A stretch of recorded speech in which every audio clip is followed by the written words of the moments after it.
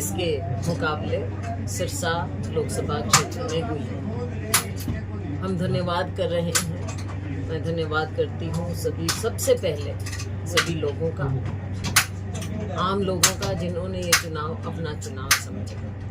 मैं धन्यवाद करती हूँ हमारे कार्यकर्ताओं का, जिन्होंने इतनी गर्मी में, इतनी धूप में मेहनत की, लोगों से संपर्क किया, घर घर गए और फिर वोट डलवाया।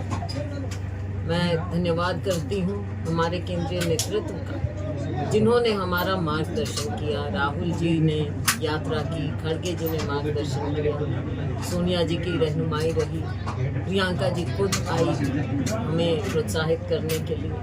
केंद्रीय नेतृत्व का आपने देखा कि पूरे देश में कैसे फर्क पड़ा।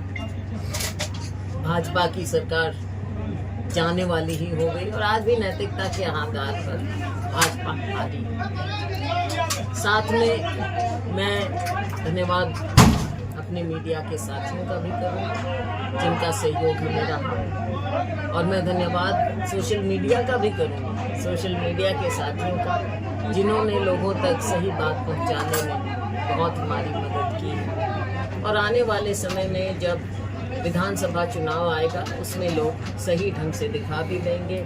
जो अभी शुरुआत हुई है वो हरियाणा के जब चुनाव आएंगे उसमें साफ नज़र आ जाएगी और सरकार कांग्रेस की बनेगी, क्योंकि लोग विकल्प कांग्रेस में ही देखने हो गए। और जिस प्रकार से लोगों ने चुनाव लड़ा, अपना चुनाव समझकर, ये आम जनता ने लड़ा और हमारे कार्यकर्ताओं ने लड़ा।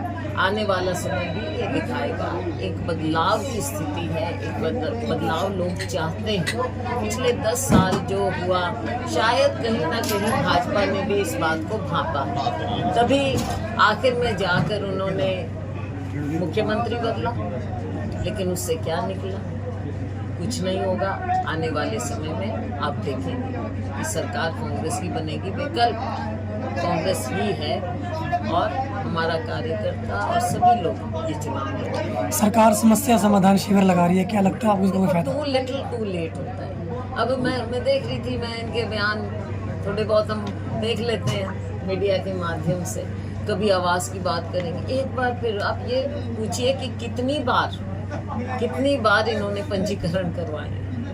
हर बार पंजीकरण करवा देंगे लेकिन ना कोई आवास मिले किसी को। अब प्लॉटों की बात करें, 10 साल हो गए प्लॉटों को, आपने क्या किया? अब क्या जवाब देंगे ये लोग? अब आनन फानन में रोज नई नई बातें करने का प्रयास करते हैं। अब आप चाहे केंद्र की बात हो चाहे राज्य की बात। अब केंद्र में आप बताइए, देखो हम तकरीबन सब ग्रामीण पृष्ठभूमि के हैं।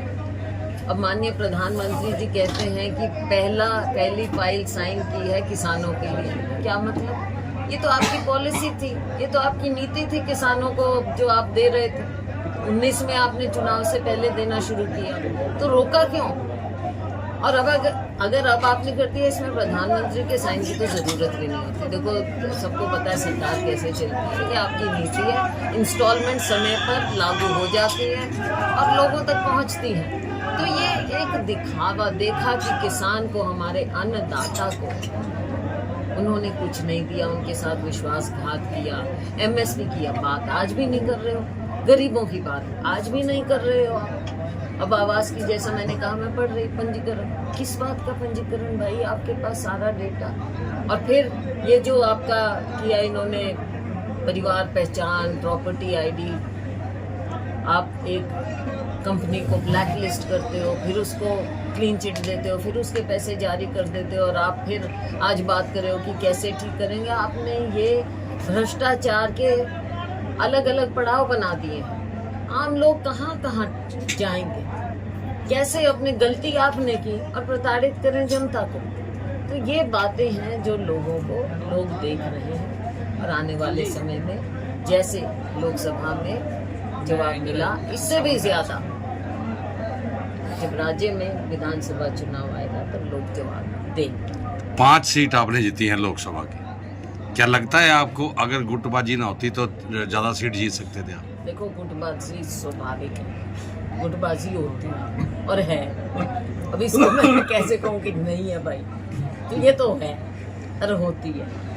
लेकिन बात यह है कि चुनाव जब लड़ते हैं हम ठीक से लड़ते हैं, लड़ा है। टिकटों में ज़रूर मेरी समझ से हम बेहतर कर सकते थे, कई जगह आपको दिख भी रहा है। थोड़ा हम अगर अपने राज्य की ओर ध्यान दे देते और कैंडिडेट इंपोर्ट करने की ज़रूरत क्यों पड़ी? क्या हमारे राज्य में कैंडिडेट नहीं है? आते हैं, लेकिन अब हो गई बात ये देखना पड़ेगा और इससे सीखे भाई, सीखना पड़ेगा। तेरा मेरा अगर हम करते रह जाएंगे तो दिक्कत आ जाएगी। तो क्या विधानसभा चुनाव में भी गुटबाजी ऐसे अगर चलती रही तो क्या टिकट वितरण में देखो, जो प्रभारी हैं उनको भी निष्पक्ष होना पड़ेगा।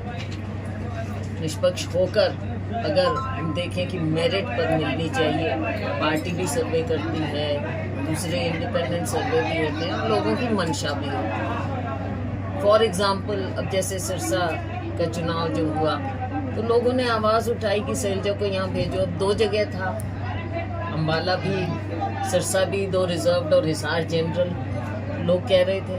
तो पार्टी ने देख के, लोगों की आवाज़ को सुन के उन्होंने किया।